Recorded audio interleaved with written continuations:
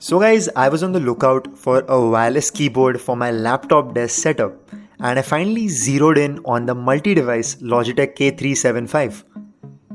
Inside the box, we get two AA batteries and a unifying receiver for pairing this keyboard.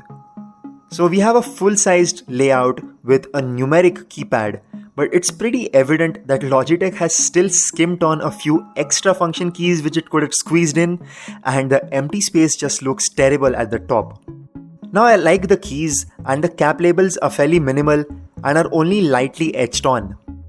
So the body of the keyboard seems to be made of a very average quality plastic, and right out of the box, the keyboard was wobbling in place. But luckily, twisting the frame slightly did fix this issue for me. So we get to inclined feet for changing the keyboard's angle, but I frankly found the typing experience a lot comfier with the keyboard just lying flat on my work desk. So there is a power on-off toggle on the bottom, but I've refrained from using it because the keyboard auto sleeps and has a rated 2-year battery, which is pretty amazing. What's also neat is that this is a spill-resistant keyboard, and that's precisely why we have the holes at the bottom. But this isn't a review unit, and so I won't be testing this claim. Now this keyboard seems to be built upon the foundation of the keyboard we get in the mouse keyboard combo K375, which is nearly 1/3 the price of this keyboard, which actually made me wonder, why are we being charged that much more for this particular product? So I believe it's for the following reasons.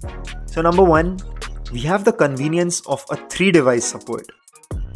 It can remember 3 devices, so you can almost instantaneously switch between devices if that's your thing. So the first device pairs via the unifying receiver, while the other two pair via Bluetooth, and this is actually really convenient if you plan on sharing this keyboard with another computer or a tablet that you have, for instance. And the second reason is the understated fact that this is a dual layout Mac Windows keyboard, which actually makes a lot of sense for bumbling Mac users who try to forcefully live with a Windows keyboard. So I come from a butterfly mechanism MacBook Pro, and I have spent over 3 years on it, and I always managed a speed of 85 plus words per minute on it. And now I've been using this keyboard from the last few weeks, and it's obviously been different, maybe a good different, with a typing experience which has been getting consistently better.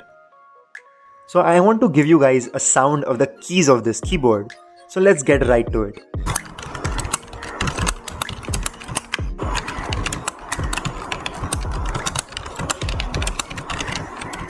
So the keys have a good sound with a balanced feel and travel, and it's such a welcome change from the sad butterfly keyboard which has a lot of clatter and next to no travel to it, and I'm actually enjoying typing on this keyboard. So unlike the Logitech K811 Mac specific keyboard that I previously had, this one isn't backlit, and so having an ambient light would really help if you plan on getting this keyboard for late night assignments and lines of code. And you'd really need the light, at least until you get completely familiar with this keyboard. So what hasn't been so nice is the omission of a lit caps lock key, and Logitech have tried compensating for that through a software pop-up which can be configured from Logitech options. Logitech has also bundled in a sleek mobile tablet holder which does hold devices fairly well, but I feel they could have just skipped this and reduced the price.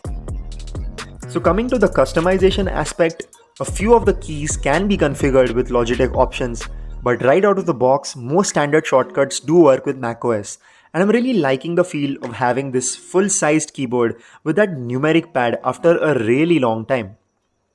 Now I've remapped a few of the keys to have quick access to calculators and Siri, and all of this again has to be done from Logitech option. So coming to my concerns about this product, it's sad that Logitech merely offers a 1-year warranty on something like their keyboards, which most of us buy for long-term home or office use. But that being said, it's really a comfortable and convenient keyboard with nothing grossly wrong about it in the couple of weeks that I've been using it, and I really hope this keyboard works reliably for me without a trip to the service center. So all in all, I must say it's a comfortable keyboard which should suffice most users. So that's pretty much it for this short video on the Logitech keyboard. Do subscribe as I have a lot more videos coming out really soon.